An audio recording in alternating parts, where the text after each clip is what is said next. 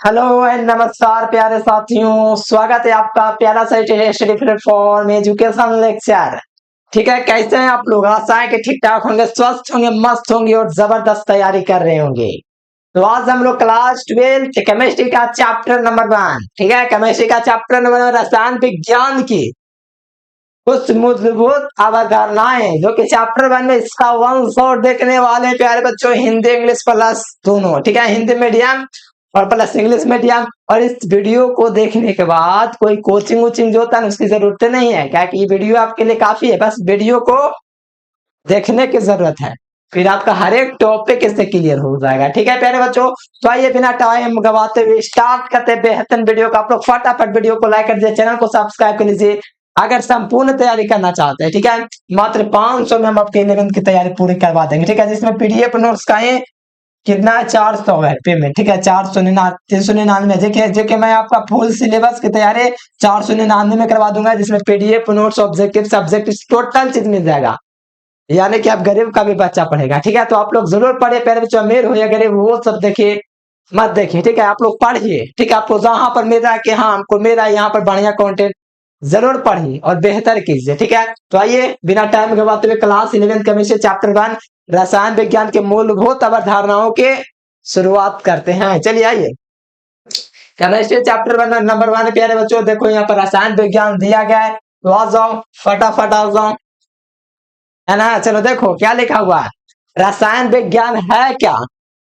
ये रसायन विज्ञान है। 10th में तो पढ़ते फिजिक्स केमिस्ट्री बायोलॉजी साइंस, लेकिन 12th में आयो फिजिक्स आया, केमिस्ट्री आया, मैथ आया, बायोलॉजी आया, तो यहाँ से आप लोग का आया है केमिस्ट्री। तो 11th केमिस्ट्री के अंतर्गत पहला क्वेश्चन आपका आया है कि रसायन विज्ञान है क्या। देखो रसायन विज्ञान है क्या, पहला क्वेश्चन है कि रसायन विज्ञान क्या है। तो विज्ञान की वह शाखा जिसके अंतर्गत पदार्थ के संगठन, उसके गुण, उसकी संरचना तथा रासायनिक प्रतिक्रियाओं के साथ होने वाले जो परिवर्तन होता है उसी को हम लोग रसायन विज्ञान कहेंगे। क्या कहेंगे?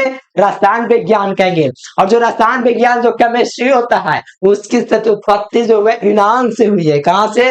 यूनान से हुई है। समझ में आया कि नहीं? देखो कितना आसान टॉपिक है। रसायन विज्ञान की वह शाखा जिसके अंतर्गत पदार्थों के संगठन, पदार्थ के गुण, पदार्थ की संरचना तथा रासायनिक प्रतिक्रियाओं के दरमियान होने वाले जो परिवर्तन होता है इसी को हम लोग रसायन विज्ञान कहेंगे। समझ में आया कि नहीं? इतना आसान परिभाषा यूं ही याद हो गया। ठीक है, तो इसका जो रसायन विज्ञान का योगदान है, बहुत ज्यादा योगदान है हमारे दैनिक जीवन में। ठीक है, रसायन का पढ़वे करेंगे आगे हम लोग चैप्टर में 12th में पढ़ना है। तो आइए शुरुआत करते हैं, रसायन विज्ञान का है क्या चीज में योगदान है रसायन का। हम लोग तो सोचते हैं खाली प्रयोग के लिए यूज होता है, प्रैक्टिकल के लिए, लेकिन आप लोग अभी ना जानोगे, 11th में नहीं, 11th में ना जानोगे क्या क्या यूज है। देखो पहला तो कृषि में यूज किया जाता है। ठीक है, जितने भी कृषिगण होंगे, ठीक है, तो यहाँ पर देखो रसायन विज्ञान के अध्ययन का महत्व एवं क्षेत्र, रसायन विज्ञान पढ़ोगे उसका अध्ययन का महत्व क्या है, किस क्षेत्र में रसायन विज्ञान का यूज किया जाता है। चलिए फर्स्ट ऑफ ऑल वही जानेंगे। तो देखो रसायन जीवन के सभी पहलुओं में, देखो सभी पहलुओं में अति महत्वपूर्ण भूमिका अदा करता है। यहाँ पर भूमिका अदा करता है। आधुनिक विश्व में रसायन के कुछ महत्वपूर्ण योगदान है। यह आधुनिक विश्व है जो मॉडर्न वर्ल्ड है, इसमें जो विज्ञान का जो यूज है कुछ महत्वपूर्ण योगदान है, सो निम्नलिखित आपको दिया गया। पहला कृषि में क्या योगदान है वो आप लोग देखो प्यारे, कृषि रसायन में क्या यूज है। तो देखो देखो इस चैप्टर में खाली थ्योरिकली आपको ज्यादा पढ़ने हैं, दिख रहा है। चलो कृषि का रसायन में यूज देखो, कृषि में रसायन, ये कृषि में रसायन क्या है, जैसे कि आप लोग जानते हो कि यूरिया वगैरह छिड़काव होता है, खाद वगैरह छिड़काव होता है खेतों में, तो ये क्या कृषि में नहीं यूज हुआ? बताओ। हाँ सर बिल्कुल हुआ, बिल्कुल हुआ। तो मुख्य योगदान निम्नलिखित प्रयोग है, इसका जो योगदान है उसका निम्नलिखित योगदान है। पहला रासायनिक, ठीक है, ये क्या रासायनिक है,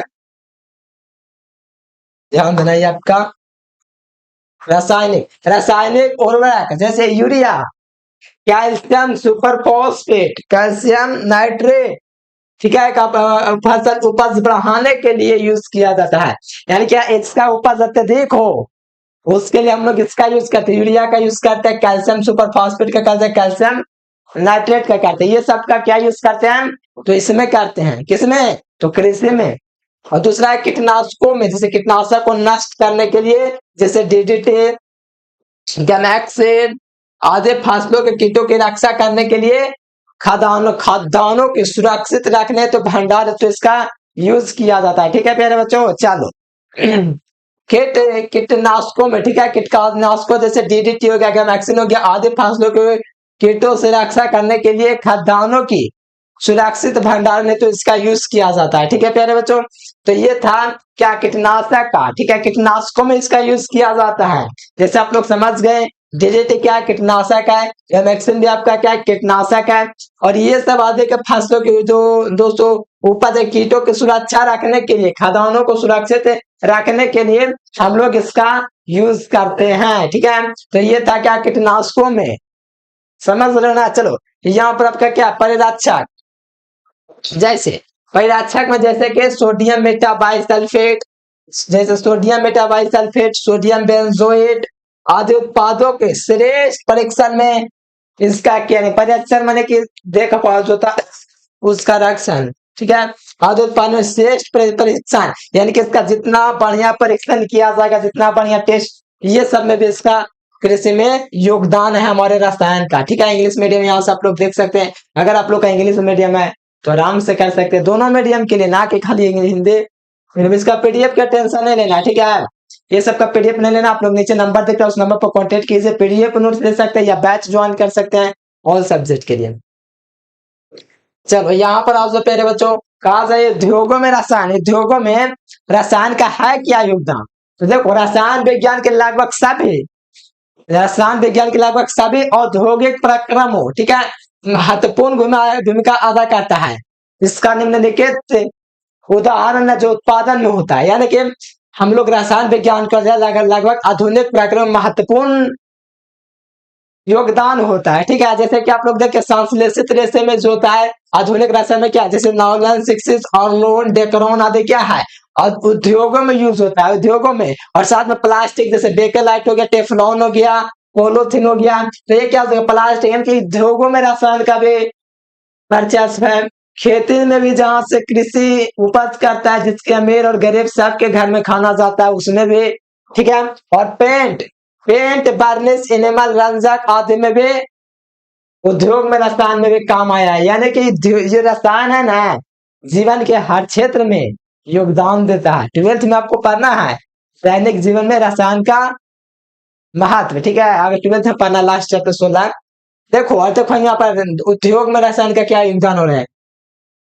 देखो सीमेंट में, जो सीमेंट होता है जिससे घर बनता है, कंक्रीट बड़ा बड़ा बनता है, ग्लास, ग्लास तो आप लोग जानते हो अगर घर को ब्रांड बनाना है तो ग्लास लगाना पड़ता है, तो ग्लास भी इसी से बनता है रसायन के यूज करके। प्रकाशीय तंतु जिससे प्रकाश आता है, सिरेमिक तथा सिल्वर तथा मैग्नीशियम, सोना, आयरन आदि धातुओं का निष्कर्षण करने के लिए भी रसायन का यूज किया जाता है, जाता है कि नहीं, बिल्कुल किया जाता है। तो ये हुआ उद्योगों में रसायन, पहले पढ़े कृषि में रसायन, तो आगे हम लोग पढ़ेंगे किसमें, तो आप लोग देखिए प्यारे बच्चों, आप लोग देखेंगे औषधियों, लो दवाइयों में भी रसायन का यूज किया जाता है। कहाँ से बच्चों के रसायन से, रसायन तो पढ़ना पड़ेगा, ठीक है, रसायन आपका काफी ज्यादा यूज होता है जीवन में हमारे आजकल की जिंदगी में, ठीक है। जैसे कि देखो अब डॉक्टरी पेशा में भी आ गया है औषधियों में रसायन, आगे पढ़ेंगे बहुत सारा ऐसा दवा है जो दर्द को कम करता है, पीड़ा को कम करता है, चिंता तनाव को कम करता है। 12th में पढ़ना, आगे पढ़ना है, कुछ 11th में पढ़ना है, तो ये सब जानिएगा तब ना। देखिए इस क्षेत्र में रसायन विज्ञान का महत्वपूर्ण योगदान है जो निम्नलिखित है। औषधियों में रसायन है ये किसमें यूज होता है, तो जीवन रक्षक औषधियों तथा क्या है प्रोलैक्टिक्स, क्या लिखा हुआ है प्रोफिलेटिक्स, प्रोफिलेटिक्स जैसे प्लेन टेक्सोल कैंसर के लिए, तथा देखो यहाँ पर प्लेन तथा टेक्सोल होता है ये कैंसर के लिए यूज किया जाता है, ठीक है, तथा यहाँ पर क्या है आपका एजाइडोथाइमिडिन, एड्स के लिए, यानी कि एड्स की बीमारी के लिए कौन सा यूज किया जाता है, जिसका फुल फॉर्म हो गया एजेटिव, जिसे हम लोग क्या बोलते हैं आइजाइडो थाइमिडिन। ये एड्स की बीमारियों के लिए होता है, यानी कि रसायन का यूज जो है डॉक्टरी में भी, यानी कि औषधियों जिससे मनुष्य स्वस्थ हो सकता है, उसमें भी मनुष्य को स्वस्थ रखने के लिए भी रसायन उपयोगी है। पहले तो पढ़े कृषि में भाई, ठीक है, फिर औद्योगिक में पढ़े, अब देख लो औषधि में भी पढ़ रहे हैं, ठीक है, रसायन का ये महत्व है। फिर संक्रामक तथा जन्मनाशी में भी इसका यूज किया जाता है, निषेधक तथा प्रतिरोधी में भी किया जाता है। निश्चेतक के, ठीक है, ये आगे आपको 12th में पढ़ना है, प्रतिरोधी 12th में पढ़ना है, अधिकांश चीजें ये आपको 12th में पढ़ना है, 11th में भी पढ़ना है, लेकिन उसका आधार पढ़ना है, जो कि आपको ये पढ़ोगे तो और बढ़िया से 12th में समझ में आ जाएगा, ठीक है। चलो प्यारे, यहाँ तक आप लोग समझ गए, चलो आ जाओ थोड़ा सा नीचे। देखो रसायन विज्ञान तथा ऊर्जा संरक्षण में भी, ठीक है, रसायन विज्ञान, रसायन विज्ञान तथा ऊर्जा संरक्षण में भी इसका देखो विश्व के विश्व के ऊर्जा संसाधन पेट्रोलियम, कोयला, लकड़ी, नवकीय ईंधन है। शायद जाहिर सी बात है क्लास 10 से पढ़े होंगे आप लोग। नवकीय ईंधन क्या है? पेट्रोलियम, कोयला, लकड़ी नवकीय ईंधन है। नवकीय तथा सौर ऊर्जा का उत्पादन रसायन विज्ञान की सहायता से समझाया जा सकता है। नवकीय तथा सौर ऊर्जा का उत्पादन रसायन विज्ञान की सहायता से समझाया जा सकता है। जीवन के समस्त पहलुओं में मानव की प्रसन्नता के लिए रसायन विज्ञान प्रमुख सहयोगी है। यानी कि मैं आपको क्या बताऊं, रसायन जीवन के मूलभूत अवधारणाएं बताऊं, रसायन का क्या यूज है वो बता रहा हूं। तो ये जीवन के समस्त पहलुओं में मानव की प्रसन्नता, खुशी के लिए रसायन काफी ज्यादा सहयोगी है। उस उदाहरण के लिए निम्नवत है घरेलू आवश्यकताएं, जैसे कागज, वस्त्र, साबुन, सौंदर्य प्रसाधन, जैसे सौंदर्य के लिए फेयर लवली, ठीक है, तेल, खाते पीते हैं उससे, सुंगी या रंजक आदि का उपयोग हम लोग निर्माण रसायन विज्ञान से सहायता से कर सकते हैं। यानी कि जीवन को खुशहाल बनाने के लिए, प्रसन्न बनाने के लिए भी तो दैनिक जीवन में रसायन का यूज करते हैं। ये था प्यारे रसायन का क्या पावर ऑफ केमिकल। चलो यहाँ पर देख लो, आ जाओ यहाँ पर, दिख रहा है लम दिख रहा है।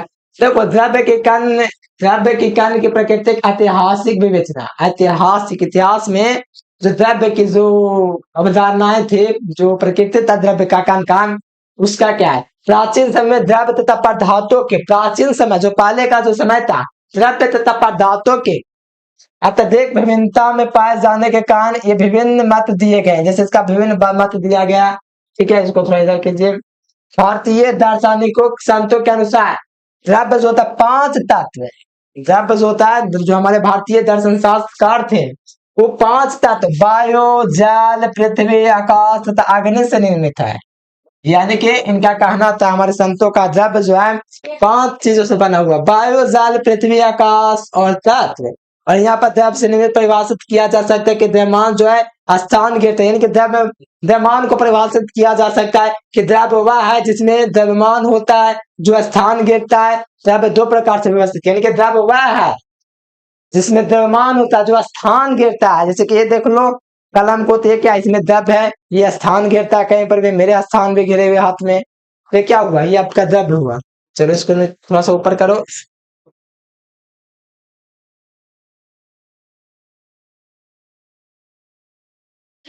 चलो यहाँ पर आ जाओ। चलो यहाँ पर ध्यान दीजिएगा पहले बच्चों, बहुत बढ़िया टॉपिक है, ध्यान दीजिएगा। यहाँ पर कहा जाता है द्रव्य का भौतिक अवधारणा है, ठीक है। भौतिक वर्गीकरण जो है कितना होता है, द्रव्य का क्या होता है, ठोस, द्रव, गैस, तो आप लोग जानबे करते होंगे, ठीक है। ये तो आप लोग को लगातार हर चैप्टर में फिजिक्स, केमिस्ट्री दोनों में पढ़ना है, ठीक है। तो यहाँ पर देखो कहा जाता है कि द्रव्य, ये जो द्रव्य होता है, देखो थोड़ा छोटा कर देते हो,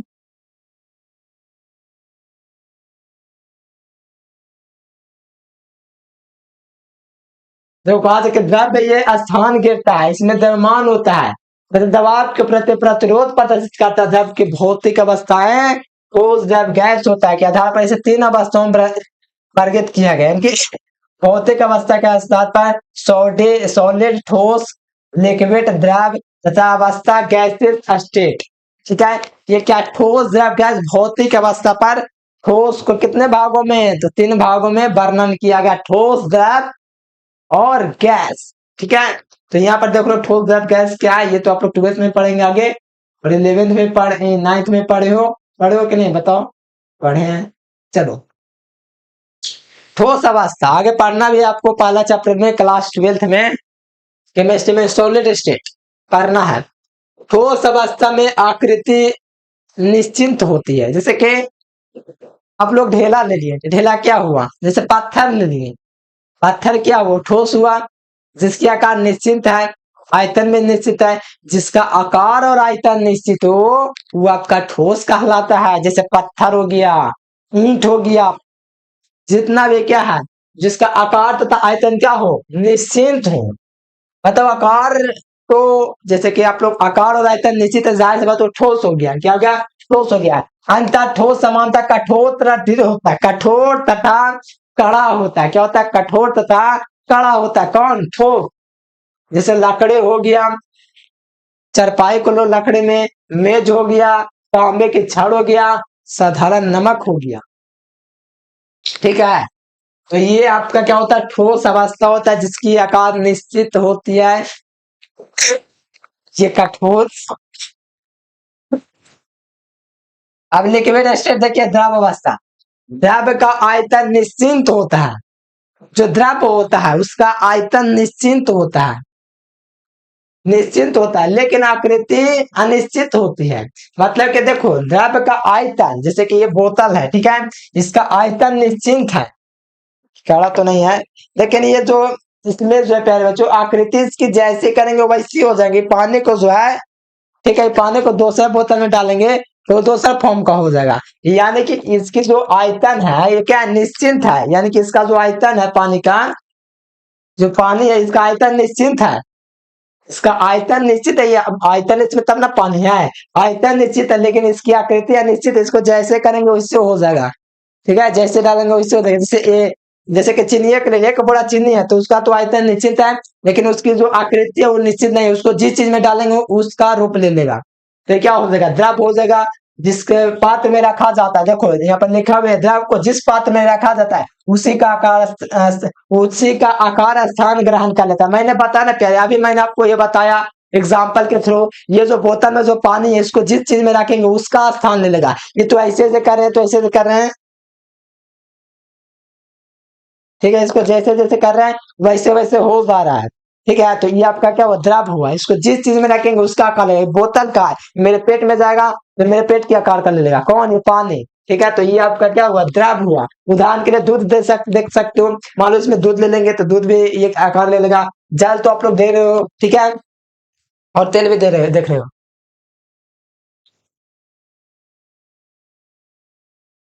चलो यहाँ पर आपका था ये द्रव अवस्था। चलो गैस अवस्था देखो अब, देखो गैस का आयतन जो होता है वो आकृति दोनों अनिश्चित होता है। जैसे कि इसको अगर हम गर्म कर दें, पानी को अगर गर्म कर दें, बोतल में नहीं तो जल जाएगा, अगर इसको हम बर्तन में गर्म कर देंगे, ठीक है, तो इससे क्या निकलने लगेगा, भाप निकलने लगेगा। ठीक है, भाप निकलने लगेगा। ठीक है, ये गैस ना है जो निकलेगा बुलबुला के, जैसे मैंने जैसे खाना आप लोग देखते हो तो उससे भाप निकलता ना, उसी को गैस अवस्था कहते हैं। यानी कि गैस आयतन में आकृति जो अनिश्चित होती है, कि इसका आकार आयतन क्या होता है, तो हवा में उड़ेगा। ठीक है, या पात्र का संपूर्ण आयतन घेर लेता है, जिसमें रखा जाता है। उदाहरण के लिए भाप देख सकते हो, मैंने बोला ना भाप, हाइड्रोजन गैस देख सकते हो, ऑक्सीजन को देख सकते हो, संतुलन ये पूरा दुनिया में क्या है, ऑक्सीजन है, ऑक्सीजन है पहले बच्चों, तो ऑक्सीजन है, हम सांस उसी से नहीं ले रहे, ऑक्सीजन से। तो ये सब क्या है, गैस है। जैसे द्रव्य, द्रव के चौथे अवस्था प्लाज्मा होता है, आगे आपको पढ़ना है जब एडवांस में लीजिएगा केमिस्ट्री ऑनर्स तब पढ़िएगा। ठीक है, जिसमें गैसीय आयन होता है तथा ये अति उच्च ताप पर पाए जाते हैं। इसके बारे में, प्लाज्मा के बारे में 12th क्लास में पढ़ना ही नहीं है, आगे आपको पढ़ना है। सब आप लोग मत सोचना है कि प्लाज्मा ही पढ़ना है, बस ठोस द्रव गैस पढ़ना है। पदार्थ की 3 अवस्था होती है, ये आप लोग 9 से पढ़े हो, 10 में पढ़े हो, 11 पढ़े हो, 12 में पढ़ोगे, यही सब चीजें बस, और कुछ नहीं है, ये सब काफी लोलीपॉप है, आराम से समझिए।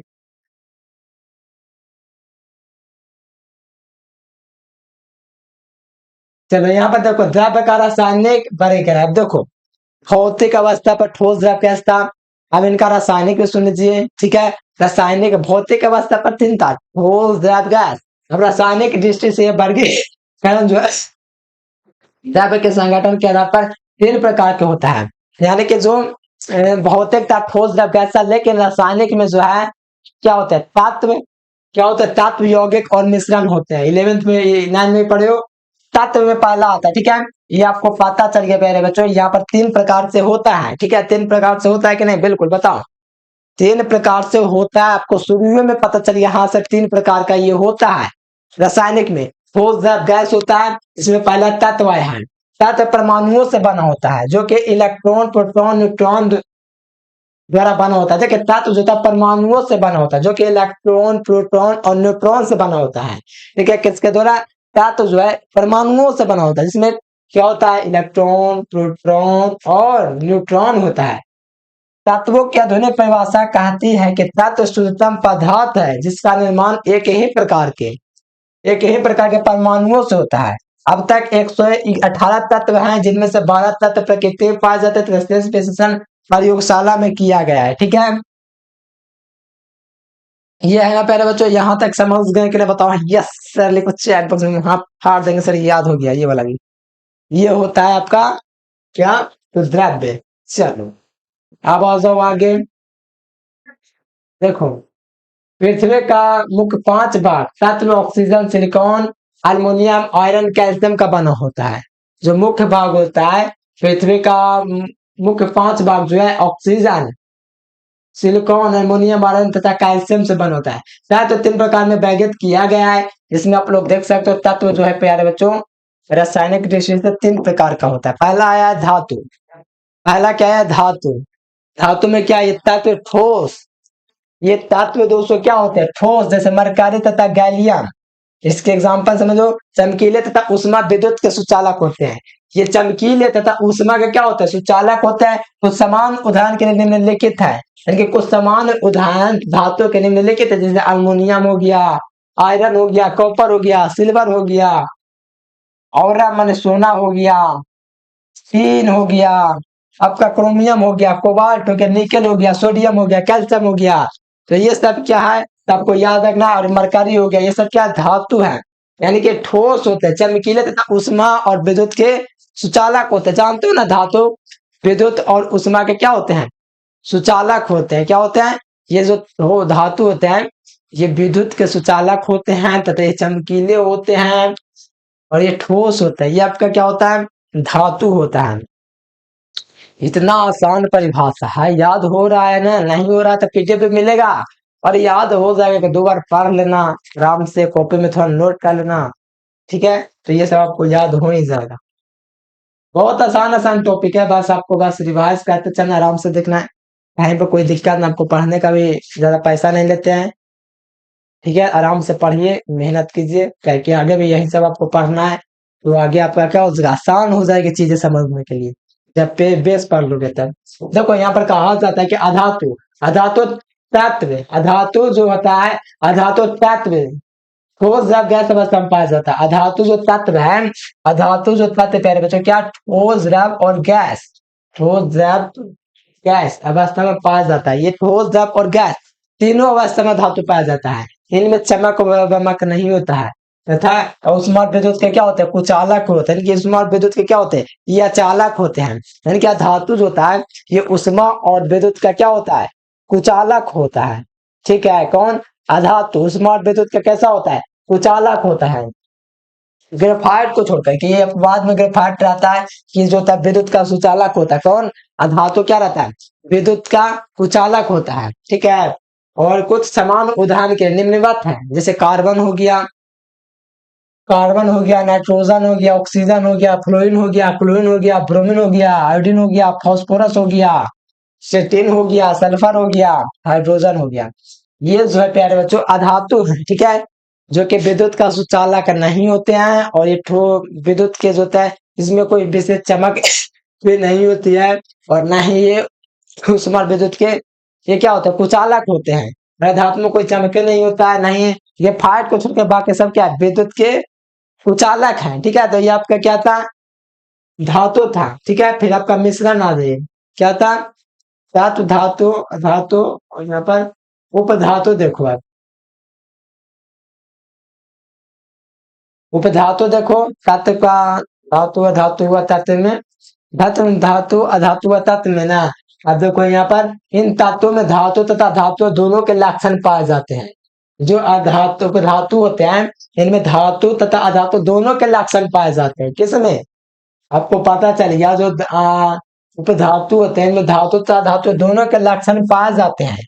कुछ समान उदाहरण के लिए रासायनिक हो गया, एंटीमनी हो गया, यानी कि जो उपधातु होते हैं धातु तथा अधातु दोनों के गुण पाए जाते हैं, ठीक है। और कुछ उदाहरण के लिए रासायनिक हो गया, एंटीमनी हो गया, जैसे आप लोग एग्जाम्पल यहाँ से देख सकते हो सारणी में, ठीक है। यहाँ से देख सकते हो अल्मोनियम का संबल हो गया, एर्सेनिक हो गया, आर्सेनिक हो गया, ब्रेनियम हो गया, यूट्रेनियम हो जाएगा, रोमाइन हो गया। तो ये सब आपका क्या पूरा एग्जांपल यहाँ पर लाइटिनियम भी आपका दे दिया गया, देख सकते हो।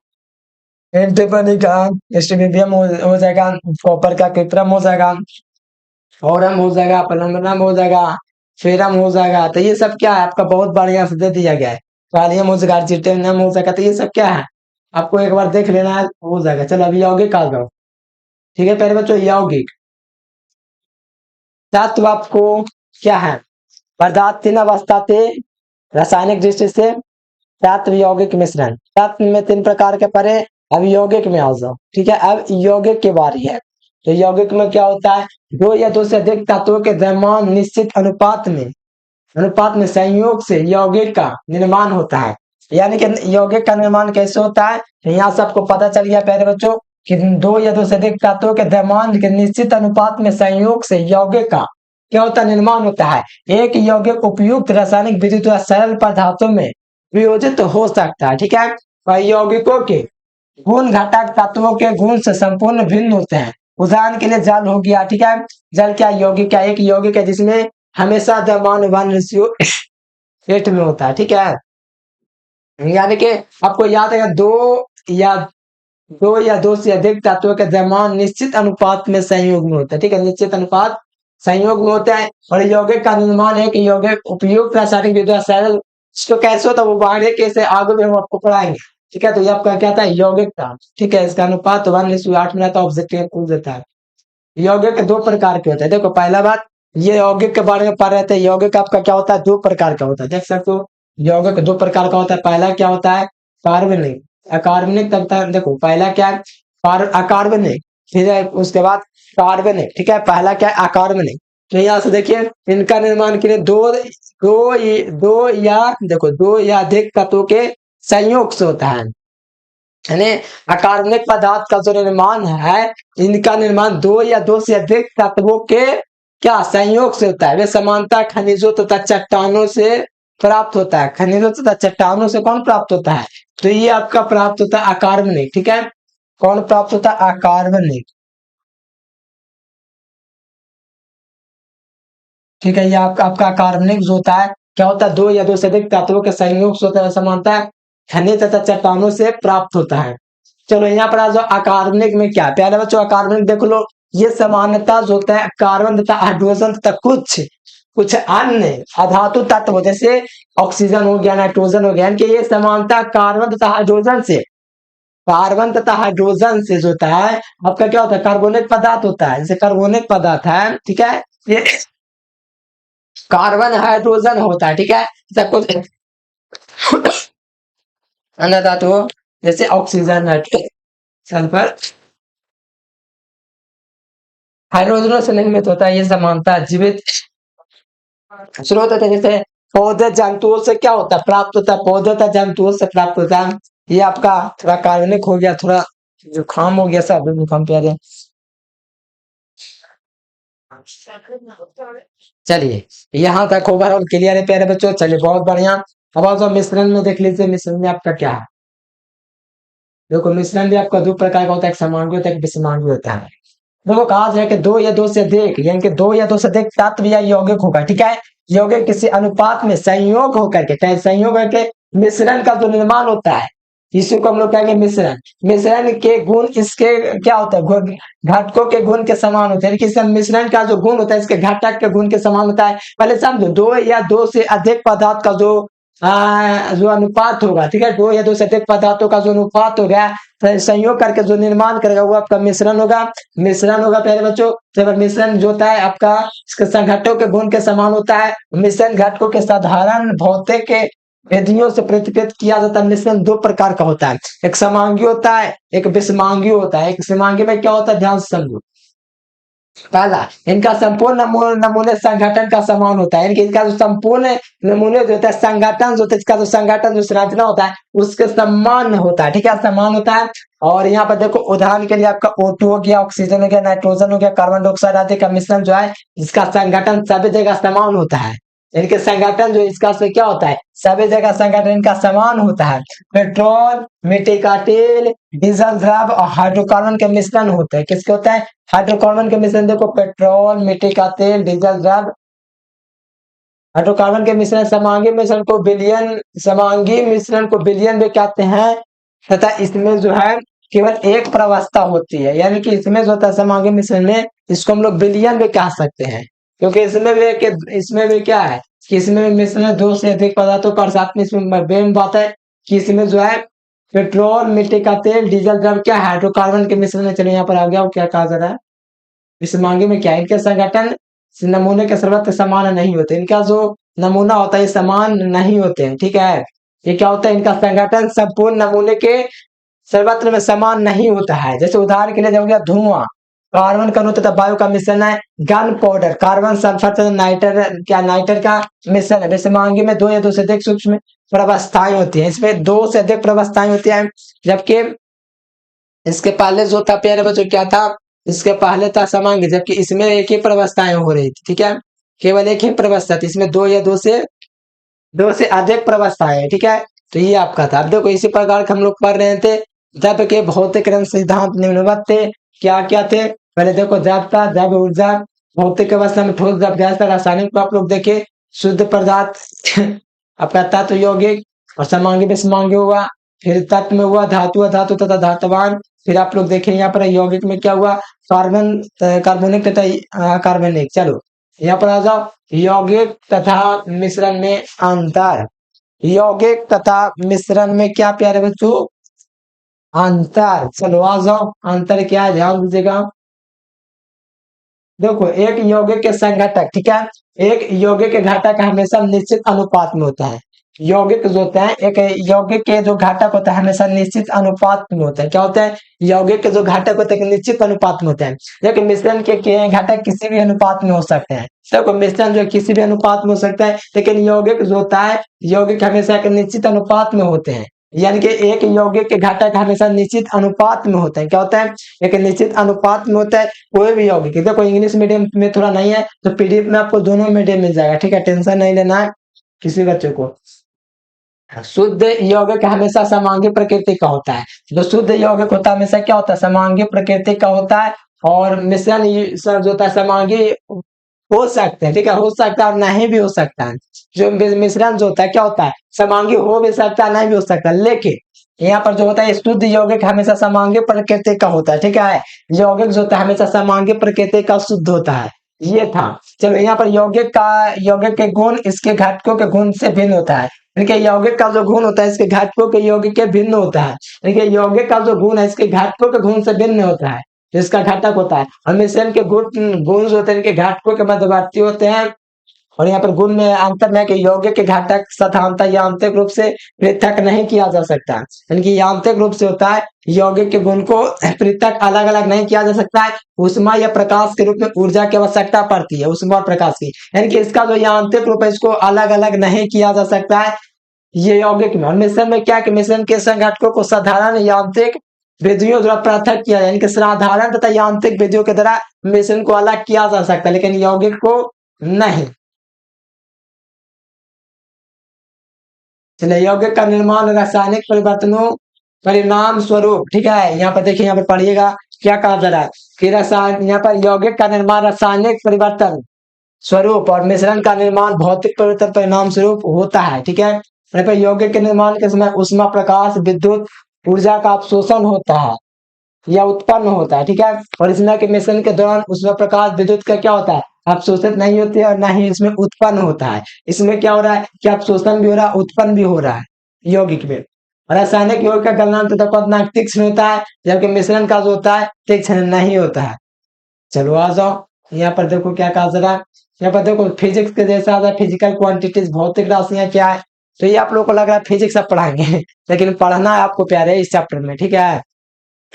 चलो आ जाओ, यहाँ पे देख लो कहा जा रहा है कि राशियां, जैसे राशियां में क्या है, राशियां जो होते हैं, जैसे राशि क्या होता है, लंबाई द्रव्यमान ताप क्षेत्रफल आयतन घनत्व आदि है जिसे मापा जा सकता है, ठीक है। फिजिक्स से पहले पहले चैप्टर में आप लोग पढ़ने केमिस्ट्री में फिजिकल क्वांटिटी, जाके फिजिक्स में दूसरा चैप्टर में पढ़ना। चलो कहा जा रहा है कि जैसे लंबाई द्रव्यमान समय ताप क्षेत्रफल आयतन घनत्व आदि जिन्हें मापा जा सकता है भौतिक राशियां कहा जाता है। भौतिक राशियां क्या, लंबाई द्रव्यमान समय जो है, पहले बच्चों लंबाई द्रव्यमान जो समय है तथा क्षेत्रफल आयतन क्या है ये मापा जा सकता है, ये आपकी भौतिक राशियां कहलाएगी। देखिए कुछ अन्य भौतिक राशियां चाल वेग त्वरण दाब कार्य शक्ति ज्योति तीव्रता बल आदि क्या है, ये भी आपकी क्या भौतिक राशियां हैं। यानी कि आप लोग को राशियों में लंबाई ये सब आपको क्या मिला, जिसे मापा सकता है भौतिक राशियां कहलाते हैं। कुछ अन्य भौतिक राशियां ये सब ये जो आपको नीचे में देख रहा है, ठीक है। अब यहाँ पर जो मात्रकों की अंतरराष्ट्रीय प्रणाली देखो, the international system of units. देखो इंटरनेशनल सिस्टम क्या है देखो मात्रों के अंतरराष्ट्रीय पत्ते में संक्षिप्त में सही पत्ते कहते हैं, वास्तव में सही पत्ते का नाम फ्रेंच सिस्टम इंटरनेशनल यूनिट है का संक्षिप्त रूप जिसका भी पड़ा। मात्रकों के अंतरराष्ट्रीय पत्ते के मात्रकों के अंतरराष्ट्रीय पत्ते में देखिए क्या क्या है। पहला ए सही पत्ते में 7 भौतिक राशियां है, क्या है ये सही पत्ते जो होता है इसमें 7 भौतिक राशियां हैं, ठीक है। टेंशन नहीं लेना, इसमें हिंदी मीडियम गलती से हो गया, दोनों मीडियम पीडीएफ में मिलेगा।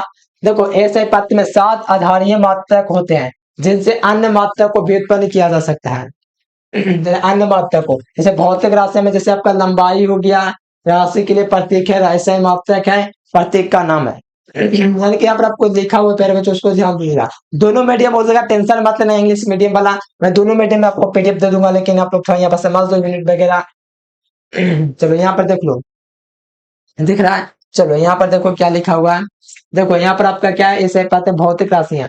लंबाई 7 होता है, लंबाई द्रव्यमान समय विद्युत धारा उष्मागत पदार्थ की मात्रा ज्योति तीव्रता, ये 7 गो राशि मूल मात्रक होता है 7 गो होता है। जैसे आप लोग देखो लंबाई को लोगे तो लंबाई का 200 प्रतीक क्या एन होता है, और इसका जो मात्रक होता है लंबाई का मात्रक मीटर होता है, तथा इसका प्रतीक जो होता है छोटकी एम होता है, क्या होता है स्मॉल एम होता है। द्रव्यमान जो होता है इसका संकेत जो है स्मॉल एम है, इसका मात्रक किलोग्राम है, और इसका जो द्रव्यमान का जो मात्रक होता है केजी होता है, ठीक है।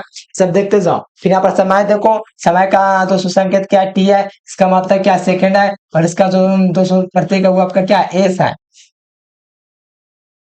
चलो यहाँ पर आ जाओ पहले बच्चों थोड़ा सा विद्युत धारा, विद्युत धारा है तो विद्युत धारा का पहले बच्चों क्या आई है, इसका मात्रक एम्पियर, इसको आई से प्रतीक किया जाता है। उष्माघात के तापक्रम जिसका क्या है प्रतीक टी है, और इसमें जो है केल्विन इसका मात्रक है, और इसको के सूचित किया जाता है। और पदार्थ की मात्रा जो दोस्तों स्मॉल एन है प्रतीक चे, और इसका मात्रक मोल है, इसका स्मॉल क्या है संबोल प्रतीक मोल है। ज्योति तीव्रता क्या है, ये आपका आई भी है, ठीक है। यहाँ पर कुछ गलत हो रहा है चलो आई भी याद रखना। कैंडेला इसका क्या है मात्रक है, और संकेत आपका सीडी है। चलो ये था आपका क्या, तो ऐसे पाते में 7 आधारीय मात्रक। फिर यहाँ पर आओगे तो यहाँ पर आपका क्या है, यहाँ पर आपका मैंने बढ़िया से दिख दिया, लंबाई का मात्रक मीटर, द्रव्यमान का मात्रक किलोग्राम, समय का मात्रक सेकेंड, विद्युत धारा का मात्रक एम्पियर, उसमें गतिज तापक्रम का मात्रक केल्विन, पदार्थ की मात्रा का मात्रक मोल, तीव्र ये आपका था, ठीक है। अब आ जाओ यहाँ पर व्युत्पन्न मात्रक। अब व्युत्पन्न मात्रक में क्या है, व्युत्पन्न मात्रक में अब आपको क्या पढ़ना है, इसको वीडियो को थोड़ा बड़ा कर लो। अब व्युत्पन्न मात्रक देखो, व्युत्पन्न मात्रक में क्या है, व्युत्पन्न मात्रक मापन के सही पत्र में 7 मूल भौतिक राशियों के पूर्व दिए गए हैं, ठीक है। अन्य भौतिक राशियां जैसे क्षेत्रफल आयतन घनत्व ये सब जो होता है, ये सब त्वरण बल आदि मात्रों ऐसे मात्रक से सूचित गणनाओं द्वारा प्राप्त किया जा सकता है। इन मात्रकों को व्युत्पन्न मात्रक कहते हैं, क्योंकि ऐसे मात्रक से व्युत्पन्न होते हैं कि ऐसे मात्रक से ये क्या रहते हैं शामिल में रहते हैं। जैसे यहाँ पर देखो जैसे कि ये हम पढ़ रहे हैं, ठीक है। वो सामान्य प्रयुक्त भौतिक राशि तथा उसके व्युत्पन्न के मात्रा, जैसे क्षेत्रफल है, ठीक है। क्षेत्रफल का दोस्तों क्या होता है परिभाषा, लंबाई गुना चौड़ाई होता है। आपको पता है क्षेत्रफल क्या होता है, क्षेत्रफल होता है तो लंबाई गुना चौड़ाई होता है। क्या होता है परिभाषा होता है इसका इकाई जो होता है लंबाई गुना चौड़ाई क्या हो जाएगा, मीटर स्क्वायर हो जाएगा, इनके वर्ग मीटर इसको हम लोग बोल सकते हैं। और इसको जो संकेत है इसका मीटर स्क्वायर है, लंबाई गुना चौड़ाई। आयतन क्या होता है, लंबाई गुना चौड़ाई गुना ऊंचाई होता है, इसका घन मीटर होता है। और इसका जो संकेत होता है मीटर क्यूब होता है। घना तो जो होता है क्या होता है द्रव्यमान बटे इकाई आयतन होता है। और इसका जो मात्रक होता है क्या होता है केजी बटे क्या होता है मीटर क्यूब होता है, ठीक है। वो आपका क्या होता है प्रतीक आपको दिख रहा है। और वेग जो है प्यारे बच्चों इस वेलोसिटी, इसका क्या हो जाएगा दूरी बटा इकाई समय होता है। इसका क्या होता है प्रति मीटर सेकंड होता है। तो यहाँ पर आप लोग देख सकते हो प्रति मीटर प्रति सेकंड दिया गया है। एक्सेलरेशन है त्वरण देखो, वेग परिवर्तन बटा इकाई समय, तो यानी कि इसका जो मात्रक हो जाएगा वेग परिवर्तन का मीटर हो गया। और यहाँ पर 200 इकाई समय का सेकंड स्क्वायर, इसका मात्रक हो जाएगा मीटर प्रति सेकंड स्क्वायर, ठीक है। चलो अब बल का यहाँ पर देख लो, बल क्या होता है, बल क्या होता है द्रव्यमान गुणा त्वरण। तो यहाँ पर मात्रक हो जाएगा न्यूटन। और इसको हम लोग 1 न्यूटन बराबर लिख सकते हैं, क्या लिख सकते हैं केजी मीटर प्रति सेकंड स्क्वायर, ये होता है। और दाब को देखो, दाब हम लोग प्रेशर, प्रेशर क्या होता है बल बटे एकाउंट क्षेत्रफल होता है। इनके इसका मात्रक जो होता है क्या होता है न्यूटन प्रति वर्ग मीटर स्क्वायर। देखो बाल का मात्रक न्यूटन और एकांश क्षेत्रफल का मात्रक मीटर स्क्वायर, तो ये क्या हो जाएगा एक पास्कल बराबर क्या हो जाएगा न्यूटन मीटर स्क्वायर, ठीक है। तो हो जाएगा न्यूटन मीटर स्क्वायर हो जाएगा। और यहाँ पर आप लोग इसको चेंज इनका न्यूटन को तो केजी, यहाँ पर आपका क्या हो जाएगा मीटर इनवर्स सेकंड के पॉइंट -2 हो जाएगा। एक पास्कल इज इक्वल टू, चलो कार्य देखो, कार्य में क्या है, कार्य बराबर क्या होता है बल गुना दूरी होता है, जिसका मात्रक जूल होता है। एक जूल बराबर देखो, एक जूल बराबर आगे आपको काम देगा। बार बार क्या होता है बल गुना दूरी, एक जूल क्या होता है न्यूटन मीटर होता है। ये आपको 10th में काम 12th में काम देगा, ठीक है। इसको जरूर ध्यान रखना, एक जूल जो होता है क्या होता है ये न्यूटन मीटर होता है। चलो ये था आपका यूनिट वगैरह। और देखो यहाँ पर आवृत्ति भी है, तो आवृत्ति में देखो, आवृत्ति में क्या होता है चक्रण सेकेंड बता में इसका मात्रक जो होता है क्या होता है हार्ज होता है। इसको हार्ज बराबर क्या लिख सकते हैं सेकंड इनवर्स लिख सकते हैं। विद्युत आवेश इसका क्या होता है सूत्र धारा गुना समय होता है, इसका मात्रक कूलम होता है। इसका सूत्र क्या हो जाएगा सी बराबर ए एस हो जाएगा। अब देखो विभवांतर, विभवांतर में आपका छूट गया v बराबर डब्ल्यू बाई क्यू होता है, ठीक है। तो कार्य बटा क्या हो जाएगा आवेश हो जाएगा, इसका मात्रक वोल्ट होता है। जो बाकी आप लोग देख सकते हो वहां पर मात्रक भी देगा जूल प्रति सेकंड कूलम, ये वाला दिया गया है। चलो विद्युत प्रतिरोध देखो, ये क्या हो जाएगा विभवांतर बटे धारा हो जाएगा, जिसका मात्रक ओम होता है। ओम बराबर लिख सकते हैं वोल्ट बटा एम्पियर। फिर यहाँ पे देखो विशिष्ट विद्युत चालकता प्रतिरोध का व्युत्क्रम ये होता है, इनके ओम इनवर्स हो गया। इसको हम लोग ओम इनवर्स को एम एच ओ भी लिख सकते हैं, कोई दिक्कत नहीं है। और इसका जो हो जाएगा एम्पियर बटे वोल्ट हो जाएगा। चलो ये था। अब गौण मात्रक में देख लो गौण मात्रक क्या है। अब गौण मात्रक है ये, अब गौण मात्रक क्या है सब रिवाइज आपका हो जाएगा। अब देखो गौण मात्रक में क्या है, हम उन इकाइयों की आवश्यकता होता है जिसमें मूल मात्रक गुणक या प्रभाव हो। एस आई में जैसे कि हो गया 10 की पावर 4 हो गया 8 हो गया, ये आदि क्या है प्रवाज है। जैसे कि आपका क्या ये आपका देखो गौण मात्रक में क्या है पहले देख लो। गौण मात्रक में क्या है शॉर्ट फॉर्म में हो जाता है, जैसे देख सकते हो प्रोलोकक व पूर्वलग्नकों उनके देख सकते हो। यहाँ पर डेके का देखो 10 के पावर माइनस क्या हो जाएगा डेक से क्या हो जाएगा डेको डेकेमीटर, ठीक है। यहाँ पर क्या हो जाएगा डेसीमीटर, ये आपका क्या होगा 10 के पावर -1 हो जाएगा। यहाँ पर सेंटी हो जाएगा 10 के पावर -2 सेंटीमीटर, 1 सेंटीमीटर बराबर 0.10 के पावर-2 मीटर।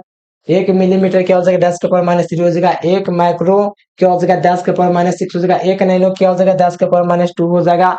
और एक पिको जो हो जाएगा 1 पिको फैराड जो हो जाएगा 10 के पावर-12 हो जाएगा। और एक फेम्टोमीटर जो हो जाएगा 10 के पावर-15 मीटर हो जाएगा। ये सब आपका दोस्तों यूज होगा आगे।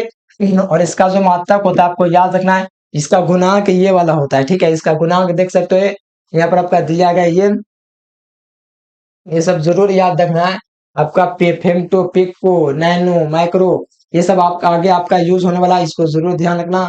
तो थोड़ा सा नीचे आओगे आइटो देखो, यहाँ पर आप लोग देख सकते हो आइटोमीटर क्या होता है, एक एमीटर क्या होता है 10 के पावर 18। यहाँ पर एक जेप्टोमीटर हेक्टोमीटर डेकोमीटर, ये सब आप लोग देख सकते हो। ज्यादातर आपको यूज होने वाला यही तक का फेम्टोमीटर 12th क्लास में।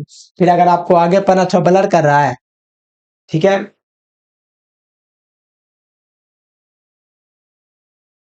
नहीं ब्लर को नहीं कर रहा है। ये था प्यारे बच्चों, ठीक है। आ जाओ नीचे। अब यहाँ पर देखो कुछ महत्वपूर्ण गुणांक जैसे कि आपको ध्यान रखने योग्य इसमें क्या है। एक हिस्टोग्राम जो होता है 10 के पावर -10 मीटर होता है, ये आप लोग ध्यान में रख सकते हो, ठीक है। अब ये गलत बगलर कर रहा है। यहाँ पर इंचेस देख सकते हो, इतना इतना दिया गया, 1 सेंटीमीटर देख सकते हो, 10 के पावर माइनस क्या हो जाएगा 12 हो जाएगा। 1 मिली देख सकते हो, दाब देख सकते हो, प्रेशर देख सकते हो। एक एटीएम बराबर क्या होता है, इतना होता है। 10 के पावर क्या लिखा 5 पास्कल, ये भी होता है। और आपका क्या होता है, इतना दिया गया है, ये भी आपका दिया गया है। और यहाँ पर 1 ग्राम जो होता है इतना होता है। 1 आर्ग बराबर क्या होता है 10 के पावर -7 होता है, ठीक है। ये आपका केमिस्ट्री में देखो। अब द्रव्यमान संरक्षण का नियम क्या है। इस नियम के रूस के वैज्ञानिक लोमोनोसेव ने सन 1736 में नियम का प्रतिपादन किया था। कौन सा नियम, जो द्रव्यमान संरक्षण का नियम, जिसे अनावश्यकता का भी नियम कहा जाता है। क्या कहा जाता है, अविनाशिकता का नियम भी कहा जाता है। इस नियम के अनुसार देखो, इस नियम के अनुसार किसी रासायनिक अभिक्रिया, जैसे कोई रासायनिक अभिक्रिया है, तो अभिक्रिया के बाद जो पदार्थ का जो कुल आयतन था उतना ही रहता है जितना पहले था। ये क्या होता है, द्रव्यमान का अनिश्चितता का नियम है, ठीक है। क्या कहते हैं, द्रव्यमान का अनिश्चितता का नियम कहते हैं। फॉर्मूला आप लोग देख सकते हो, अभिकारक का पदार्थ बराबर द्रव्यमान का कुल पदार्थ। इनके 2 ग्राम था, तो ये मिलकर के क्या बाद में बना 5 ग्राम बना। यानी इनके हाइड्रोजन ऑक्सीजन टूटा, लेकिन मिलकर के क्या हुआ वही बना। इनके द्रव्यमान संरक्षण नियम वही कहता है, क्या कहता है कि कोई पदार्थ इस नियम के अनुसार बनेगा, ठीक है। इस नियम के अनुसार रासायनिक अभिक्रिया के बाद पदार्थ कुल उतना ही रहता है जितना पहले था, ठीक है। यहाँ पर देखो, जितना पहले था मिलकर के उतना ही बना 5 ग्राम। स्थिर अनुपात का नियम आ जाओ यहाँ से फिर। यहाँ पे देखो, कहा जा रहा है कि इस नियम का प्रतिपादन सर्वप्रथम प्रोक्स ने किया 1739 ईस्वी में। इस नियम के अनुसार प्रत्येक रासायनिक यौगिक चाहे जिस विधि से बनाया गया है या प्राप्त किया जाए, सभी तत्वों का द्रव्यमान एक निश्चित अनुपात में संयुक्त रहता है। यानी कि यहाँ पर ये कहते हैं, दिख रहा है, चलो इसको थोड़ा सा नीचे कीजिए। स्थिर अनुपात में जो है इस नियम का प्रतिपादन सर्वप्रथम प्रौस नामक वैज्ञानिक ने किया। कब किया, तो 1799 ईस्वी में। इस नियम के अनुसार प्रत्येक रासायनिक यौगिक जो है, चाहे वो जिस विधि से बनाया गया है या प्राप्त किया गया है, सभी में आपका तत्वों का द्रव्यमान क्या है, द्रव्यमान एक निश्चित अनुपात में संयुक्त है। इसी को हम लोग स्थिर अनुपात का नियम कहते हैं। ये आपका था स्थिर अनुपात का नियम। चलो आ जाओ यहाँ पर देखो, गुणित अनुपात का नियम क्या है। देखो गुणित अनुपात का नियम क्या है पहले बच्चों, देखिए इस नियम के अनुसार ध्यान दीजिएगा।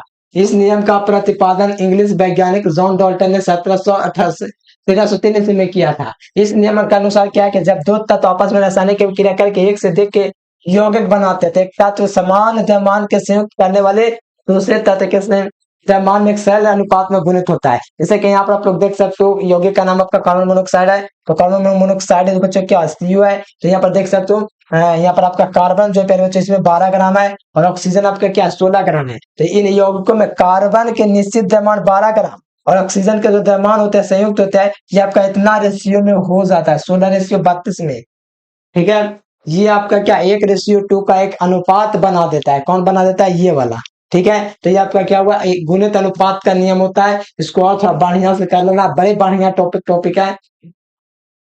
चलो तुल्य का नियम देखो यहाँ पर, इस नियम का प्रतिपादन 1792 ईस्वी में किनके द्वारा किया गया, तो 1792 ईस्वी में दो तत्वों के भिन्न भिन्न मात्रा में किसी तत्व के निश्चित मात्रा संयोग करके कोई तीसरा यौगिक बनता है, आपस में संयोग करके उनको भरने में वही अनुपात होगा जो उन तत्वों को तीसरे। देखो ये थोड़ा सा पहले बच्चों क्या है कि यहाँ पर थोड़ा इंग्लिश मीडियम हट गया, क्या करेंगे आप इसको नेक्स्ट वीडियो में आपको बता देंगे, ठीक है। क्या देखो इसमें कि अब इंग्लिश मीडियम में छूट जा रहा है। चलो इसको नेक्स्ट वीडियो में खत्म कर लेंगे, कोई ना, हो जाएगा, ठीक है। पहले बच्चों बढ़िया चैप्टर ओवरऑल का ये तो है, और इसको हम लोग नेक्स्ट वीडियो में खत्म कर देंगे, ठीक है। आज के लिए फिलहाल इतना ही रख देते हैं, जब तक के लिए आप लोग वीडियो को लाइक कीजिए।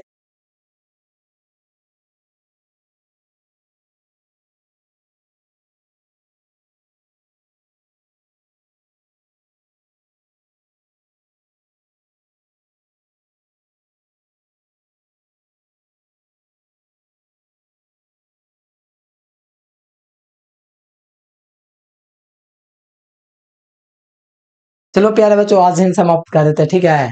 थोड़ा सा ये हो गया, कोई दिक्कत नहीं है। चलो यहाँ पर आ जाओ तुल्य का नियम।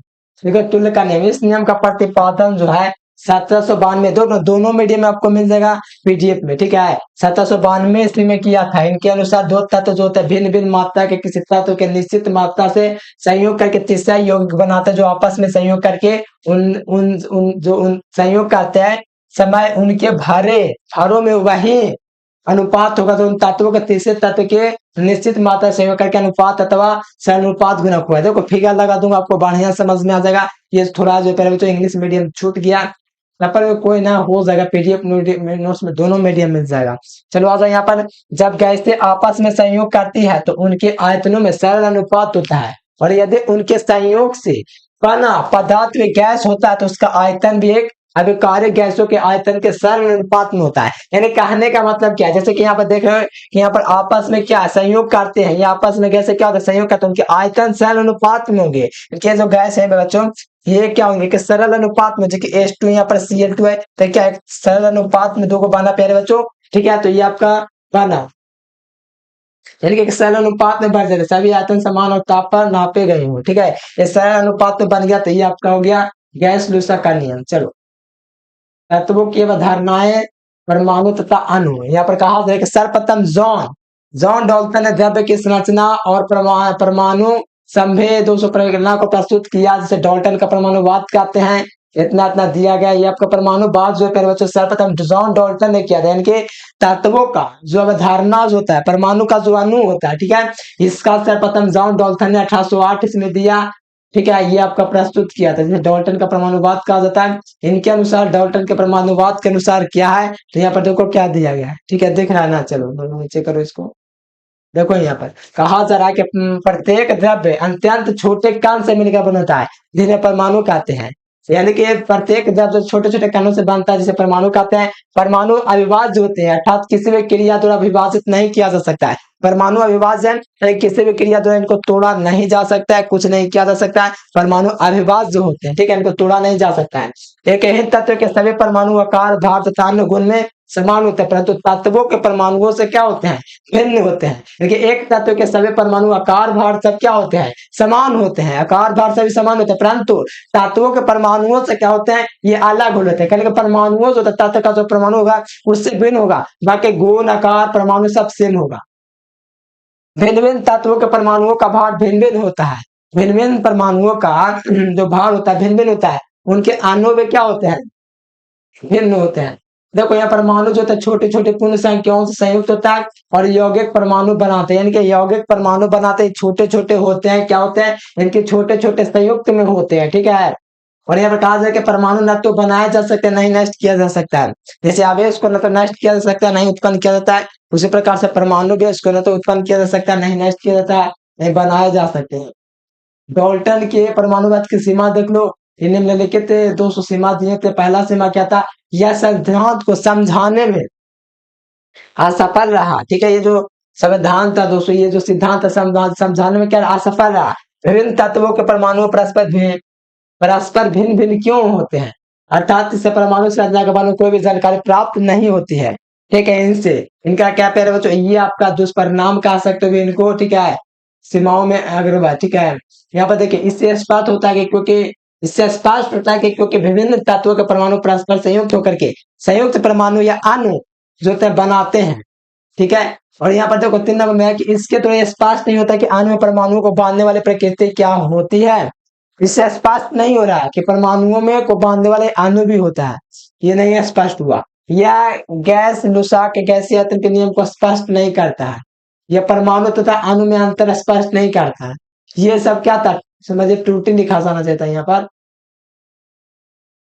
चलो यहाँ पर आ जाओ, कहा जाता है कि आधुनिक परमाणुवाद है ये आपका क्या आधुनिक परमाणुवाद जो है ये आपका 19वीं शताब्दी के अंत 20वीं सदी के प्रारंभ तक जे टॉमसन रदरफोर्ड जेम्स चैडविक आदि वैज्ञानिकों ने प्रमाणित किया कि परमाणु जो तत्व होता है परमाणु तत्व का अविभाज्य सूक्ष्म कण नहीं बल्कि परमाणु इलेक्ट्रॉन का क्या होता है प्रोटॉन का तथा न्यूट्रॉन आदि कणों से बना होता है। इस प्रकार कहा जा सकता है, इस प्रकार परिभाषा आया मार्केट में नया नया कि परमाणु तत्व का हुआ छोटा से छोटा कण है जो किसी भी रासायनिक अभिक्रिया में भाग ले सकता है परंतु स्वतंत्र अवस्था में नहीं रह सकता है, इनके स्वतंत्र अवस्था में नहीं रह सकते, इनके यहाँ से आपका परमाणु का परिभाषा क्या, परमाणु का छोटा से छोटा कण है जो किसी भी रासायनिक क्रिया में भाग ले सकता है, लेकिन ये कभी स्वतंत्र नहीं रह सकता।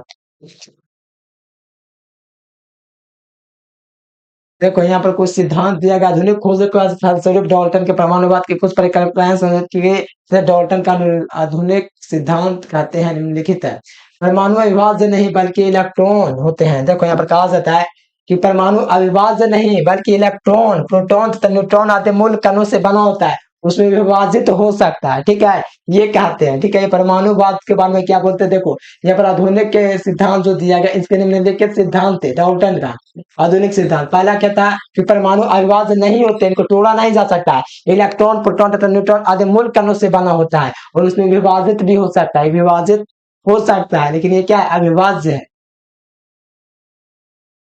चलो यहाँ पर देखो, एक ही तत्व के परमाणु भिन्न भिन्न द्रव्यमानों के हो सकते हैं। एक ही तत्व के परमाणु भिन्न भिन्न द्रव्यमान के हो सकते हैं, ऐसे परमाणुओं को समस्थानिक कहा जाता है। यानी कि कहेंगे जब एक ही तत्व के परमाणु जब भिन्न भिन्न होंगे तो ऐसे तत्व को क्या कह सकते हैं, समस्थानिक भी कह सकते हैं। हाँ, हाइड्रोजन के 3 समस्थानिक, प्रोटियम, ड्यूटियम तथा ट्राइटियम, इनके जो भार होते हैं क्रमशः 1, 2, 3 होते हैं। 3 नंबर में देखिए आप, भिन्न भिन्न तत्वों के परमाणु भार समान हो सकते हैं, ऐसे परमाणु समभारे कहे जाते हैं। क्या कहे जाते हैं, समभारे कहे जाते हैं। अब देखो यहाँ पर इतना सारा क्या है, इनका सिद्धांत है। यौगिक तत्वों के परमाणुओं में सरल गुणित अनुपात में होता है, जो अनिवार्य है, जो कि जरूरी नहीं है। ठीक है, यह अनेक कार्बनिक यौगिक, प्रोटीन, स्टार्च आदि में अनुपात में सरल नहीं टूटता है। चलो, तत्वों के परमाणु संयुक्त होकर के क्या एक अणु बनाते हैं, ना कि यौगिक बनाते हैं, ये कहते हैं, ना यौगिक परमाणु। यहाँ पर रासायनिक अभिक्रिया परमाणुओं में इलेक्ट्रॉन को आदान प्रदान द्वारा होती है। ये सब उनका क्या है, कह सकते हो सिद्धांत है। देखो परमाणु द्रव्यमान क्या है, अब देखो एक बार परमाणु मास क्या है। तो देखो किसी तत्व का एक परमाणु जो होता है कार्बन 12 के, एक परमाणु के कार्बन का एक ब्रह्मा भाग से जितना गुना देखो भारी होता है, उसी को तत्व को हम लोग परमाणु द्रव्यमान कहते हैं। यानी कि उस समय का परिभाषा जब ये निकला था, यानी कि एक तत्व का परमाणु कार्बन 12 के परमाणु के 1/12 गुना क्या होता है, अधिक होता है, यानी भारी होता है या भारी होता है। ठीक है, गुना अधिक या भारी होता है, उस तत्व का परमाणु द्रव्यमान कहलाता है। परमाणु द्रव्यमान बराबर क्या हो जाएगा, तत्व के परमाणु का द्रव्यमान बाटा में क्या हो जाएगा, कार्बन परमाणु का 1/12 भाग। उदाहरण के लिए देख सकते हो, हाइड्रोजन परमाणु का क्रमांक बराबर एक परमाणु का द्रव्यमान बराबर 1, ये था परमाणु द्रव्यमान। अब मोलों की संख्या, किसी पदार्थ के मोलों की संख्या उस पदार्थ के द्रव्यमान के अनुपात के बराबर होता है। अभी यहाँ से आपका 11th केमिस्ट्री आएगा, 12th केमिस्ट्री आएगा। देखो किसी पदार्थ के मोलों के उस पदार्थ के द्रव्यमान के अनुपात के बराबर होता है, जब मोलों की संख्या बराबर क्या होता है, पदार्थ के मात्रा बटे द्रव्यमान हो जाएगा, एन बराबर वेट बटे मास। चलो आणविक द्रव्यमान अभी आपका 11th वाला आने लगेगा। ठीक है, अभी आपका 12th में पढ़ना, सॉरी, किसी भी यौगिक को आणविक द्रव्यमान उसमें उपस्थित परमाणुओं के द्रव्यमान के योगफल के बराबर होता है, ये आपका आणविक द्रव्यमान कहलाता है। प्रतिशत संघटन क्या है, तो ये आपका किसी यौगिक के द्रव्यमान के अनुसार, ठीक है, उसका 100वां भाग से उपस्थित अवयव के मात्रा में यौगिक का क्या कहलाता है, प्रतिशत संघटन कहलाता है। प्रतिशत संघटन बराबर तत्व का कुल भार बता पदार्थ का भार गुना क्या हो जाएगा, 100 हो जाएगा। यानी कि ये हो जाएगा तत्व का क्या हो जाएगा, तत्व का भार हो जाएगा, भार हो जाएगा, पदार्थ का भार हो जाएगा, नीचे में पदार्थ का भार हो जाएगा गुना क्या हो जाएगा, 100 हो जाएगा। ठीक है, आपका 100 हो जाएगा। अब आओ नेक्स्ट में देखो, यहाँ पर कहा मूलानुपाती सूत्र, किसी यौगिक का मूलानुपाती वह सूत्र है जो उस यौगिक के अणु में उपस्थित तत्वों के परमाणु संख्याओं परस्पर एक सरल गुणित अनुपात में प्रदर्शित होता है, इसी को हम लोग कहेंगे मूलानुपाती सूत्र। अब देखो अनुसूत्र में क्या है, किसी यौगिक का वह रासायनिक सूत्र जिसमें उपस्थित है, रसायन किसी भी रासायनिक होगा, ठीक है, रासायनिक में उपस्थित हुआ तत्वों के परमाणु से वास्तविक संख्याओं को प्रदर्शित करता है, अनुसूत्र कहलाता है। तो ये सब आपका क्या है, ट्वेल्थ में पढ़ना है, तो आप लोग देख सकते हो। प्रतिशतता किसी विलयन के, विलयन यहाँ पर क्या है, निश्चित आयतन में विलय के ज्ञात मात्रा जो कि ज्ञात होगा उसके सांता ग्राम प्रति लीटर या प्रतिशत से दर्शाते हैं। जैसे विलय के पाद मात्रा बटा विलय की मात्रा गुना 100 कर दीजिएगा, तो ये आपका प्रतिशतता हो गया। चलो ये आपका था प्यारे बच्चों, ये तो आप लोग का बाकी 12th क्लास में पढ़ना था। चलिए आज इस चैप्टर में इतना ही था, ठीक है प्यारे बच्चों। तो आप लोग को उम्मीद है ये चैप्टर तो मैंने वन शॉट रिवीजन करवा दिया, मुझे लगता है आपको काफी बेहतर लगा। तो वीडियो को लाइक कर लेंगे, चैनल को सब्सक्राइब जरूर से कर लेंगे और बैच जरूर ज्वाइन कीजिएगा। मैं आपको नंबर दे रहा हूँ, उस नंबर पर आप लोग भी कॉन्टेक्ट कर सकते हैं। ठीक है, मैं आपको एक नंबर दे रहा हूँ, उस नंबर पर आप लोग पीडीएफ नोट्स ले सकते हैं या बैच ज्वाइन कर सकते हैं। 12th की भी तैयारी इस पर कराई जाती है। इस नंबर पर आप लोग क्या कीजिएगा, मैसेज करके कॉल करके एक बार बात जरूर कर लीजिएगा बैच के लिए। ठीक है प्यारे बच्चों, आज के लिए फिलहाल इतना है। Thanks for watching this video. जय हिंद, वंदे मातरम।